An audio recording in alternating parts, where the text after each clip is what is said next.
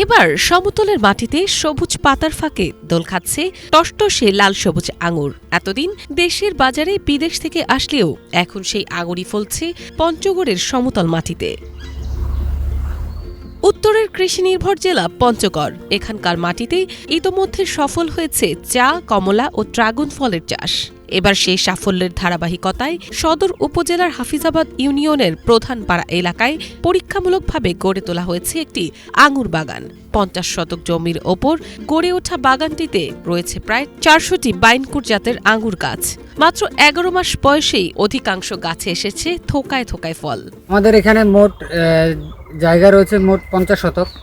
এখানে মোট চারা রয়েছে ৪০০। এখানে ৩টি জাতের চারা রয়েছে, যেমন বাইকুনুর, ভ্যালেস, ডিকসন। এখানে আমাদের বাইকুনুরটা হচ্ছে বাণিজ্যিকভাবে ভালো, এটা সারা দিচ্ছে আর কি, সারা বাংলাদেশেই বাইকুনুরটা সারা দিচ্ছে। এখানে মোট আমাদের বাগানে খরচ হয়েছে প্রায় ৫ লক্ষ টাকা খরচ হয়ে গেছে। এবার আশাবাদী আলহামদুলিল্লাহ, এবার যে ফলন আছে আমাদের, তো আমরা বিক্রি আশা করতেছি ইনশাল্লাহ সামনের বছর আরও ভালো বিক্রি হবে। প্রায় ৬-৭ লাখ টাকার মতো আমরা আশা করতেছি। আমার তো কোনো অভিজ্ঞতাই ছিল না, বলে হবো না কি, আমরা মনে করছি বলে হবোই না। গাল্লা নম্বর হয়ে গেছে গা, সবাই আর দেখতেছে, দেখাশোনা করতেছে। আমারও চাহিদা ছিল আর কি, দুইটা গাছ লাগা ফল টল খামু। তো আমার তো নাই, মানে জায়গা জমিন নাই না। জায়গা জমিন থাকলে আমিও লাগাইতাম দুইটা গাছ, বলে বাগান করে খাইতাম। বাগানটির উদ্যোক্তা মনিরুজ্জামান সুমন চাকরির কারণে এলাকার বাইরে থাকায় পুরো বাগানের পরিচর্যার দায়িত্ব পালন করছেন স্থানীয় যুবক মিরাজ। সম্পূর্ণ অর্গানিক পদ্ধতিতে চাষ করা এই বাগানে এখন পর্যন্ত খরচ হয়েছে প্রায় ৫ লাখ টাকা। তবে ফলন দেখে আশাবাদী উদ্যোক্তা ও সংশ্লিষ্টরা।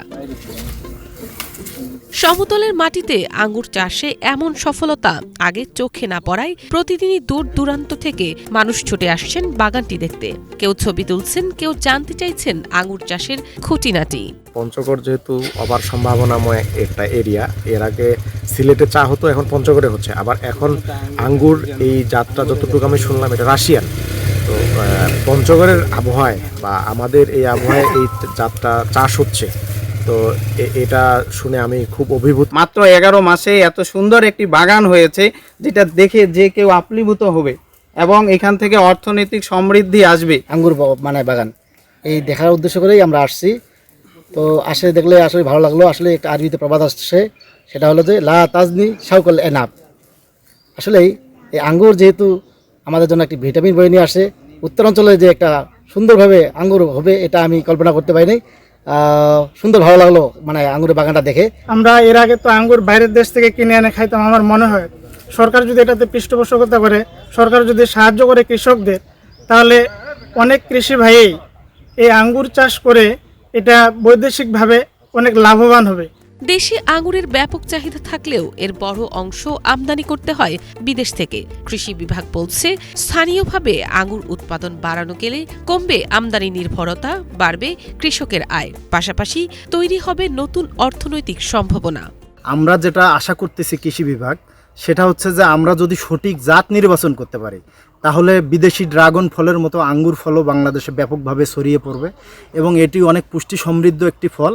এটি যদি আমরা ব্যাপকভাবে বা ছোট ছোট বাণিজ্যিক আকারে আমরা চাষাবাদ করতে পারি, তাহলে কৃষক অর্থনৈতিকভাবে স্বাবলম্বী হবে এবং আমাদের বিদেশে আঙ্গুরের যে আমদানি নির্ভরতা তা অনেকটাই কমে যাবে এবং দেশের কৃষিতে একটি নতুন মাত্রা যুক্ত হবে। সবুজ পাতার আড়ালে ঝুলে থাকা প্রতিটি আঙুরের থোকা যেন একটি সম্ভাবনার গল্প, যে গল্প হয়তো আগামী দিনে উত্তরাঞ্চলের কৃষকদের জন্য খুলে দিতে পারে আয়ের নতুন দুয়ার, এমনটাই মনে করছেন সংশ্লিষ্টরা।